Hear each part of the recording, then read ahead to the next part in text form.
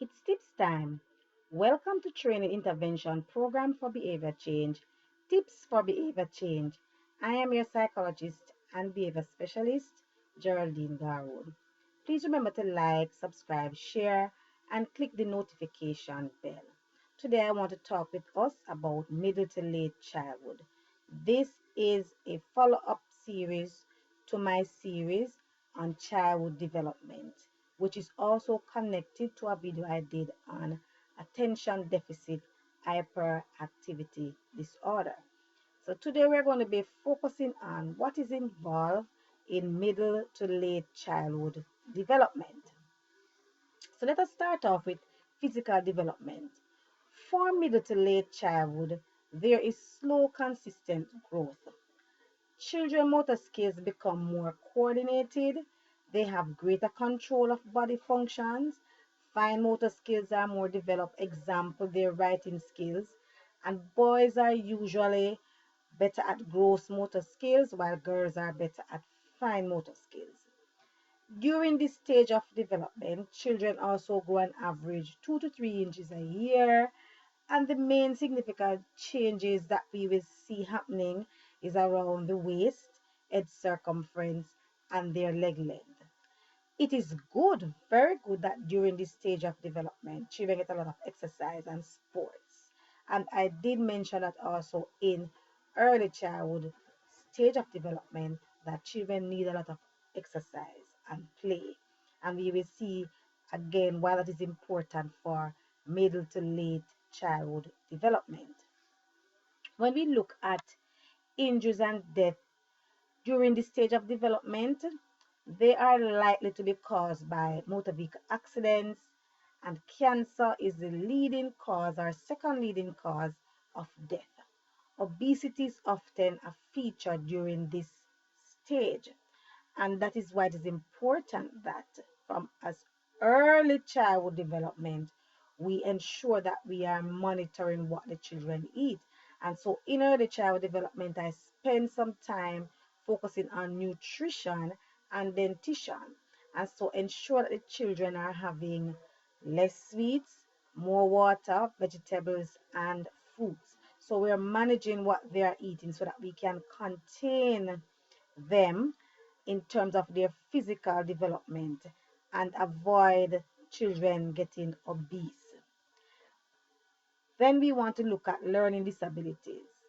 And the most common learning disability during middle to late childhood is dyslexia. And what is dyslexia? It is the inability to read and spell. So the child have severe impairment in reading and spelling. And so it is important that we understand it so that we can get quick help for our children if we recognize that they are having these challenges during middle to late childhood. And the age for middle to late childhood is 7 to 11, 12 years. Early childhood, 3 to 6 years. Middle to late childhood, 7 to 11, 12 years. There is also attention deficit hyperactivity disorder. Please check out my video on ADHD so that you can understand what is involved and how you can help your child if they have such a diagnosis. But it is important that we understand ADHD so that we do not misdiagnose our children. And that is why I am doing this series on developmental stages, because oftentimes children are misdiagnosed with ADHD when they're actually going through their regular typical developing stage. And so, what is attention deficit hyperactivity disorder? It is a disability in which children consistently show problems in inattention, hyperactivity, and impulsivity. Please check out my video again on ADHD so that you can understand what is involved in that diagnosis and how you can help your child to work through their diagnosis of ADHD. Cognitive development. So during middle to late childhood, cognitive development with features memory. Focus on memory So the long-term memory of the child increases, and their critical thinking and analytical skills is now heightened or more developed. What is involved in critical thinking? This includes a deeper meaning of ideas. They grasp ideas more and begin to think deeper about these ideas. Intelligence, which is problem solving skills and the ability to learn from and get used to experiences of everyday life, is also enhanced during this stage of development. And so we go to their emotional development. During this stage of development, children start to define self. For example, they will begin to say, I am smart and I feel proud when I do well at school. They focus on self, and this is very important because if they are not given positive statements about self during this stage of development, it can affect their self esteem. And I did talk about building self esteem from as early childhood development, so that when our children get to middle to late childhood development, they have what I would call high self esteem. They place a high value on themselves, and they are not highly sensitive to critical statements that are made about them. So self-esteem is critical to their development, self-worth or self-image, right? So they have an image of self. They can say, I am helpful, I am beautiful, I am focused, I am smart, I am loved, right? And the child know with the parents and the educator, commending them, giving them assurance and support, you will help to build their self-esteem. They, during this stage of the emotional development, they begin to become more aware and talk more freely of their feelings. They begin to express themselves, express their emotions, and they should be shown how to manage and control their emotions. Very important. So when children during this stage of development are actually showing their emotions, it is good that they are given guidance. And so even if they express their emotions inappropriately, they should not be what I would call judged, but they should be corrected. They should be taught the right way to express their emotions, and they should be taught how to control their emotions.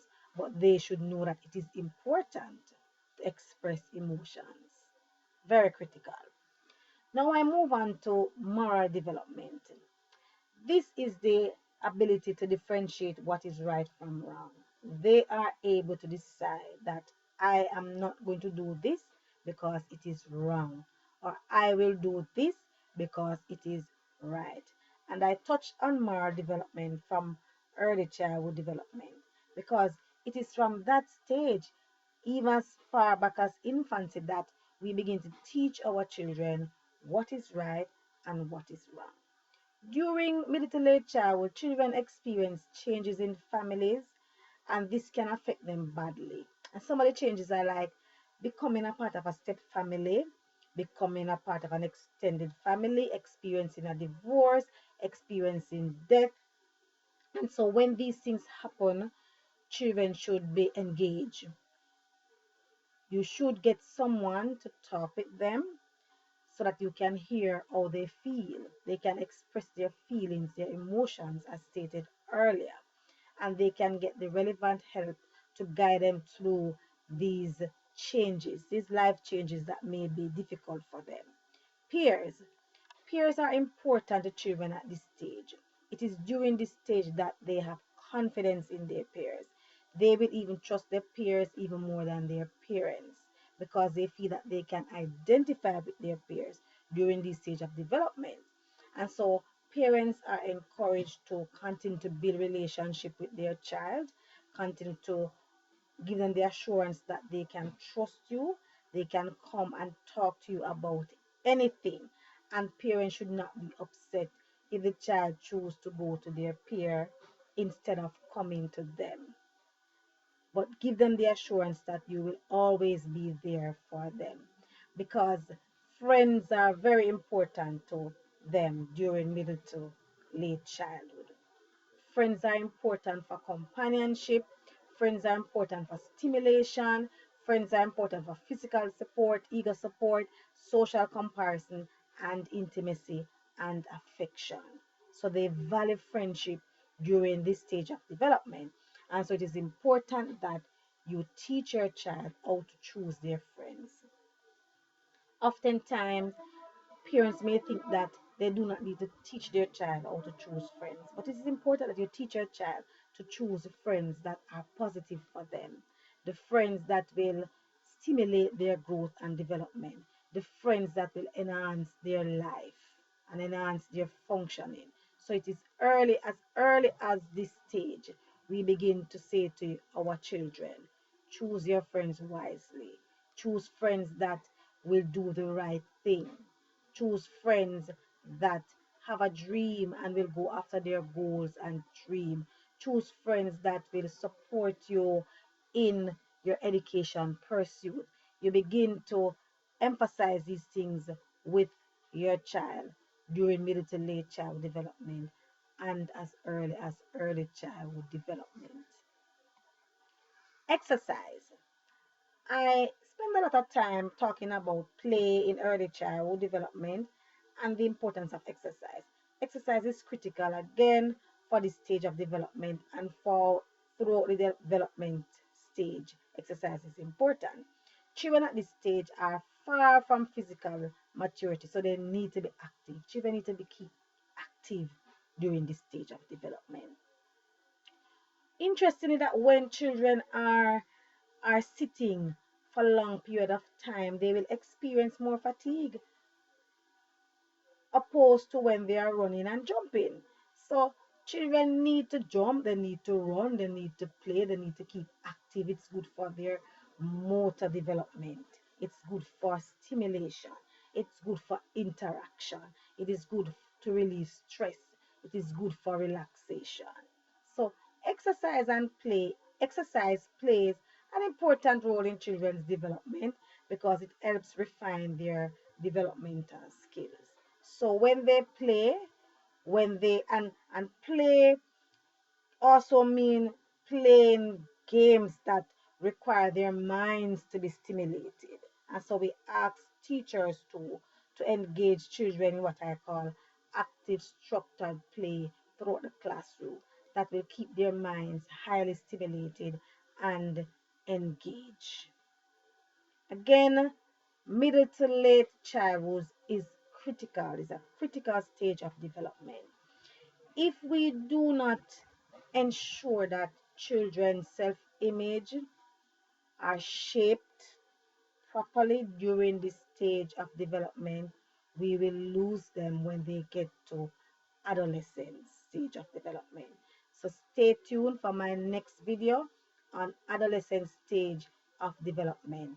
Please remember to like, subscribe, and click the notification bell so that you can know when videos are uploaded.